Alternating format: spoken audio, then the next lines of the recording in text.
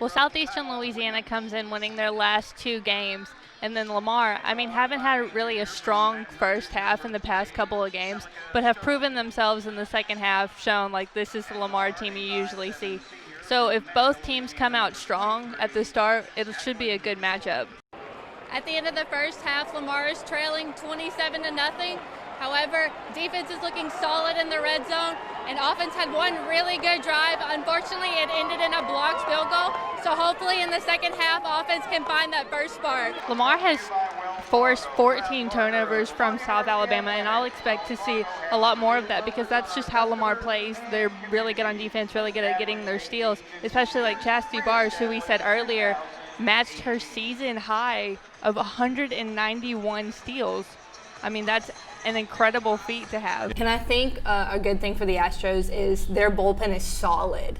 I mean, of course, we saw that with the last series. Yes. Their bullpen basically won that series for them because they didn't have Greinke, they didn't have Verlander, they didn't have Cole. They had to use it. So, I mean, I think even though the Nationals might end up getting tired, I think their momentum is still going to carry them because there hasn't been a World Series game played at Washington, I think, since like 1933. Yeah. So they're going to have a party. They're going to have a great time, and I think that's really going to carry them. I don't see them getting worn out, but I do think it's going to be a great series. And she's done a little bit of everything to contribute to this team. I mean, she's gotten free throws, she's gotten points in the paint, she's shot from outside the arc. So she's really being a versatile player for Nichols, especially in the spot they're in right now. And this is home for Lamar. I mean, this is their favorite place to win, and they're used to winning here. I mean, they had that long streak for the longest time, and so winning here is really important to them. After Hoy's touchdown, defense gets the job done. Your Lamar Cardinals gain their first conference win, 27-24. Well, you can't have that dynamic senior duo without Mo Kennard. I mean, she is one of these leaders, one of the strongest players on the team.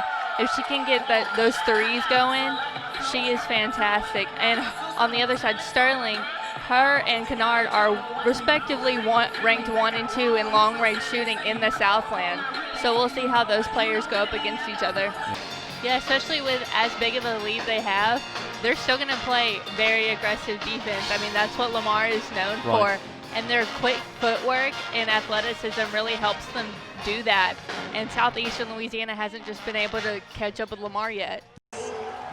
Lamar experiences their first loss at home this season, 24-17. But Lamar will be back at Provost Humphrey Stadium next Saturday to play ACU. When you talk about points in the paint, I mean, right now Laterno has 8 compared to Lamar's 40. So they've really taken advantage of in the paint points.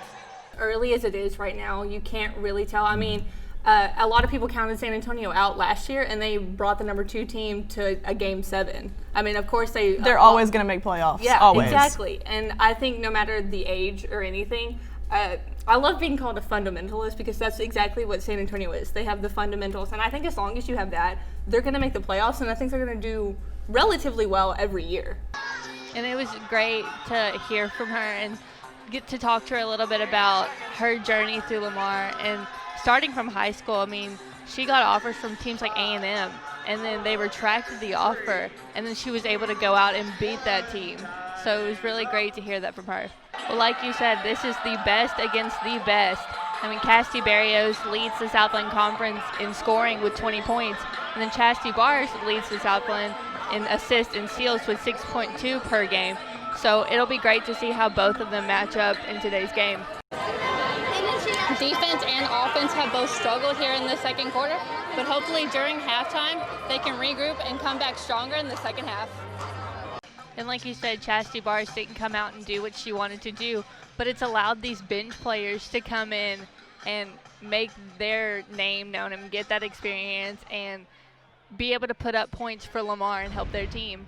And she is that for them. I mean, she is their big player underneath the basket. And what else?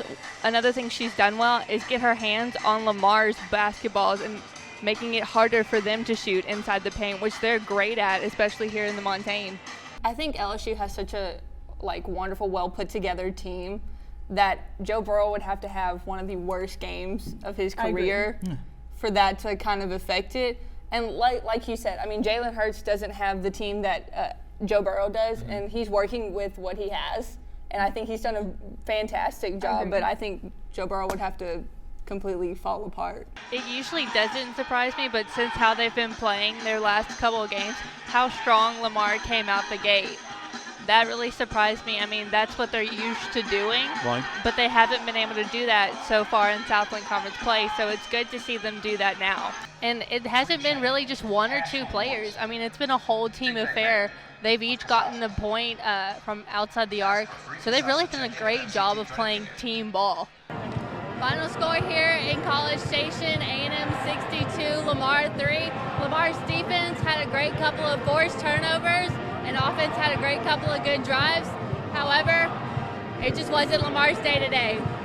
Especially against a dominating team like Lamar. I mean, like we did say earlier in the game, Lamar has a tendency in the third and fourth quarter to dwindle that lead, but I think with remembering the fact that this team beat them in the Southland Conference tournament, I don't see them letting up anytime soon. Coming in, especially when you play Lamar at home, it's going to be a tough game because of how dominant they are in the Montaigne.